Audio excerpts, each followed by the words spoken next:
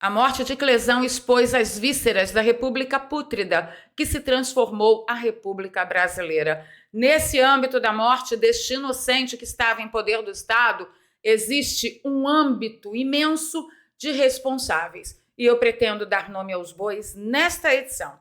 Então, vou pedir o seu like logo agora no início do vídeo, o compartilhamento nas redes sociais e nos grupos de Telegram e Zap Zap. Se você é novo por aqui, se inscreva no canal e ative o sininho, você acaba ajudando a nossa voz a chegar mais longe. Bom, vocês estão acostumados, às 15 horas eu venho e faço toda a cobertura de Israel. Eu vou adiar isso para o vídeo das 21h30, porque aqui a gente tem muito o que falar a respeito desse assunto. Eu já fiz uma defesa bastante contundente lá na bancada do Ítalo Lorenzon, no Ligando os Pontos, depois você confere lá, mas aqui eu pretendo também pontuar algumas responsabilidades que poucas pessoas estão falando. Então fica comigo até o final desse vídeo, que eu quero saber a sua opinião, tá?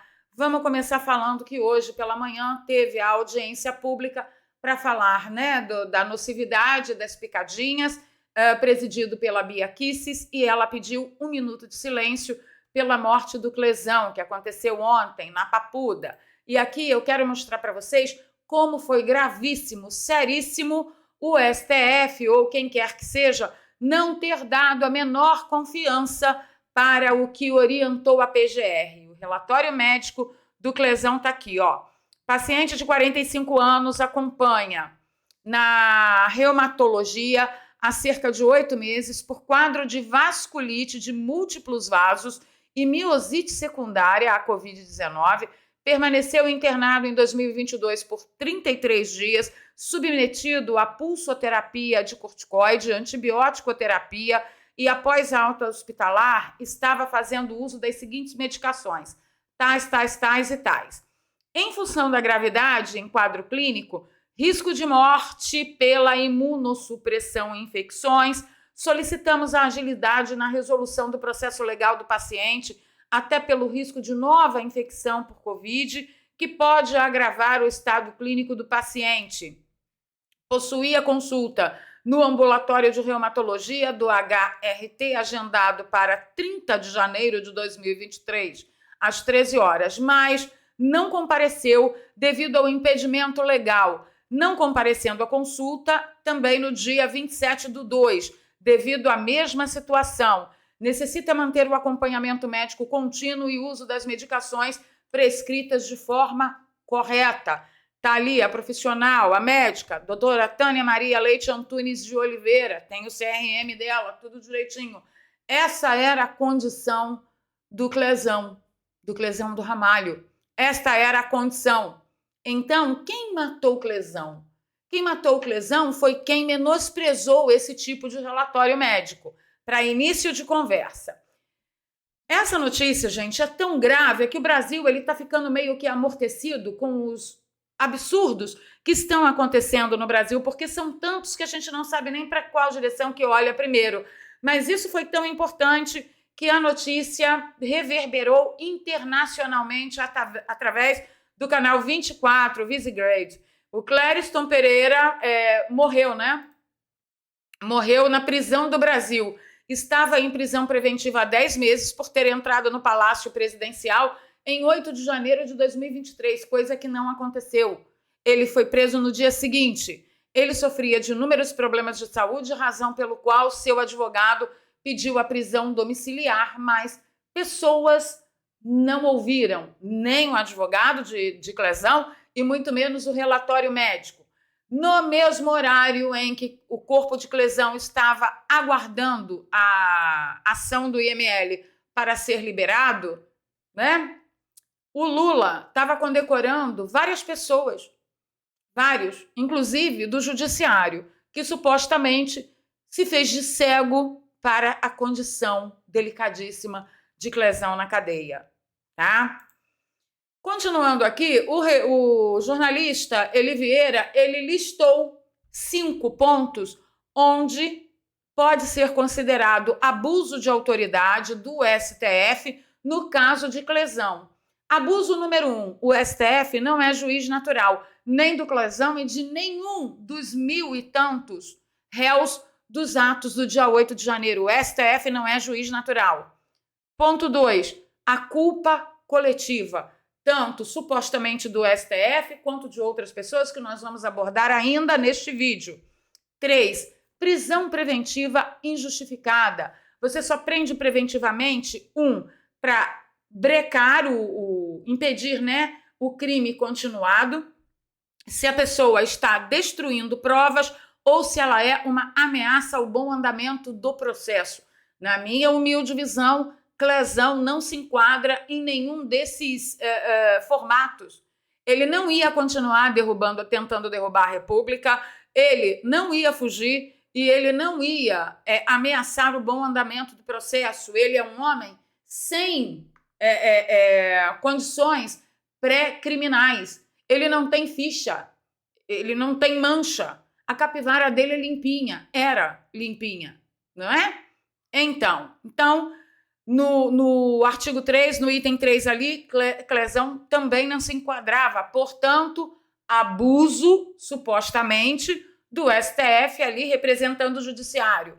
Item 4, ele teve todos os pedidos de misericórdia e clemência para que ele fosse cumprir esse absurdo de penalidade em casa, foi ignorado. Todos os pedidos foram ignorados. Todos os pedidos de misericórdia em prol da sua saúde foram ignorados. E 5, o Ministério Público também foi ignorado. Chegou a hora e a vez da gente voltar a perguntar, afinal de contas, o Ministério Público nesse país serve para quê? Para limpar a bunda, comer ou passar no cabelo?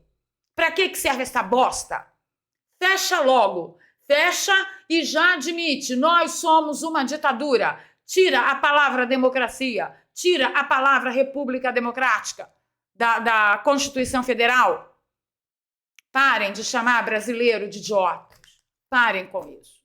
E aí, nestes quesitos aqui, eu tenho que pontuar a OAB, que eu pontuei firmemente lá no programa Ligando os Pontos, junto com Ítalo Lorenzon hoje, e eu quero agregar o seguinte.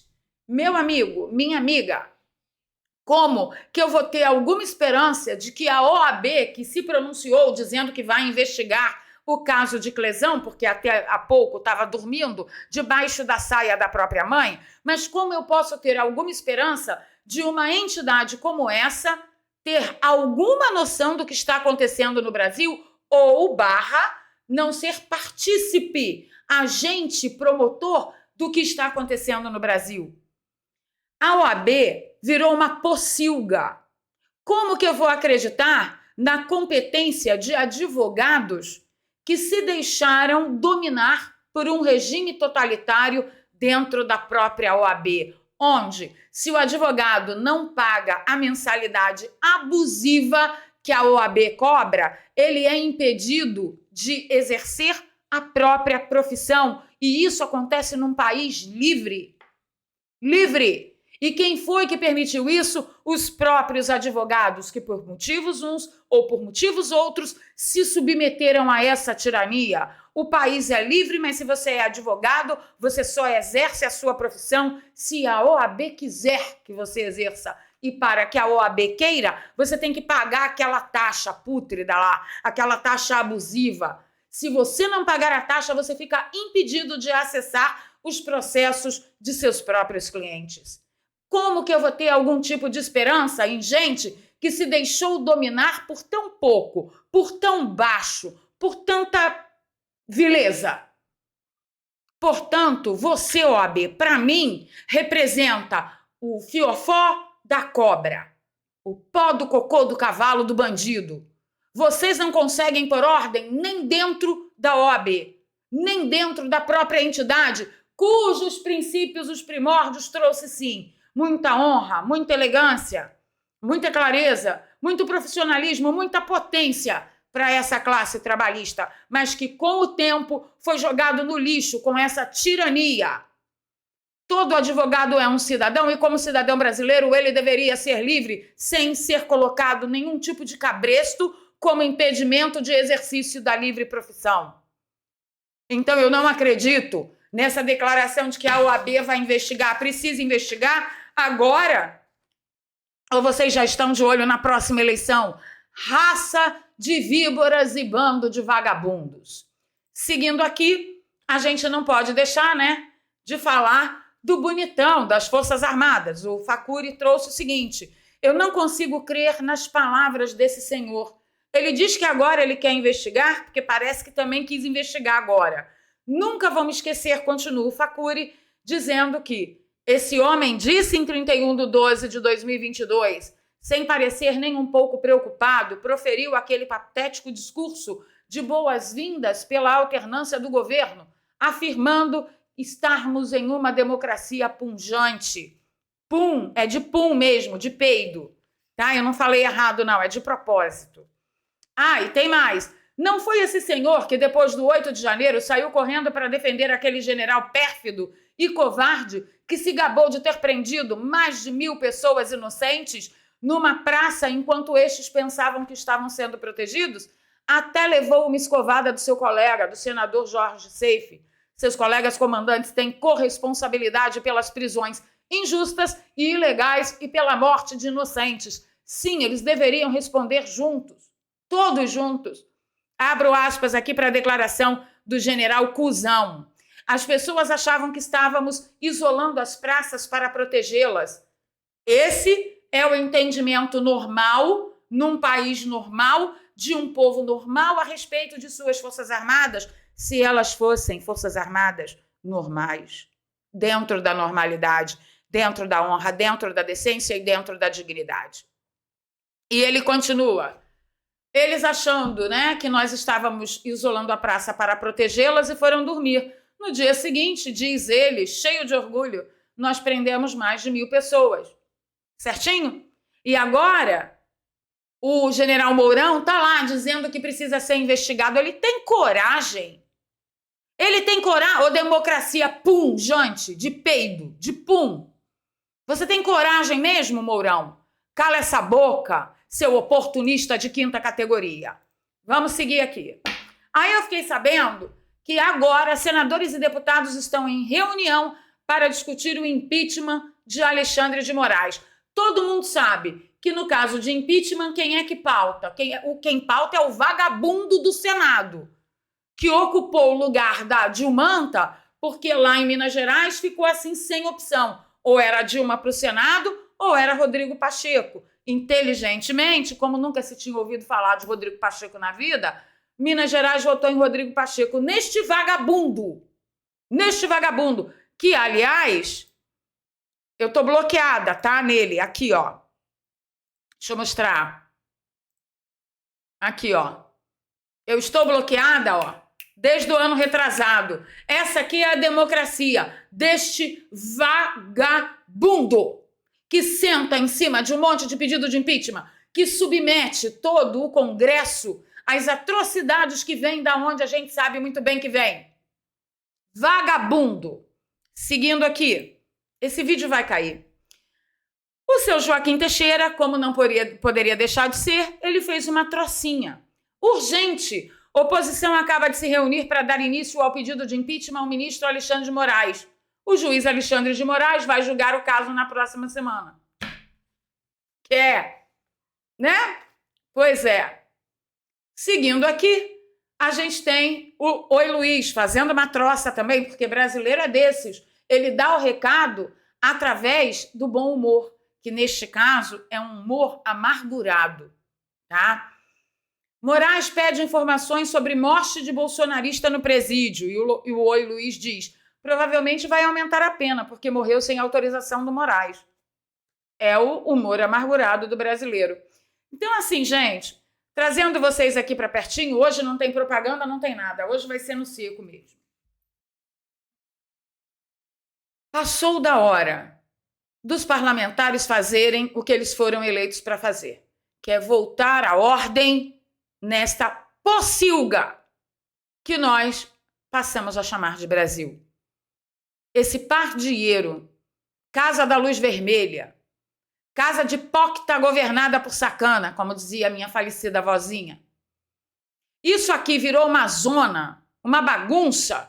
Ocorre que esta bagunça está finalizando pessoas inocentes. Ah, Valéria, mas isso sempre aconteceu. Sim, mas nunca numa prisão irregular como esta. Para início de conversa, O juiz que está julgando todas as causas de baseada não é o juiz natural da causa. E eu deixo para que vocês pensem, para que vocês raciocinem, para que vocês orem, apresentem a Deus. A situação do Brasil está muito perigosa, está crítica e precisou morrer alguém para a revolta, a indignação com o que é bom, justo e agradável voltasse a pulsar no coração das pessoas. Eu sou Valéria Bernardo, peço seu like, seu compartilhamento. Se você gosta do meu trabalho, aqui tem um Pix, você pode me apoiar com qualquer valor. Na descrição tem 2 contas bancárias e uma conta no PayPal. Caso você aprecie a minha voz, aí do outro lado do mundo, fora do Brasil. A gente precisa de vocês mais que nunca. A gente volta às 21h30 com a cobertura tradicional aqui da guerra de Israel contra o Hamas. Eu conto com você.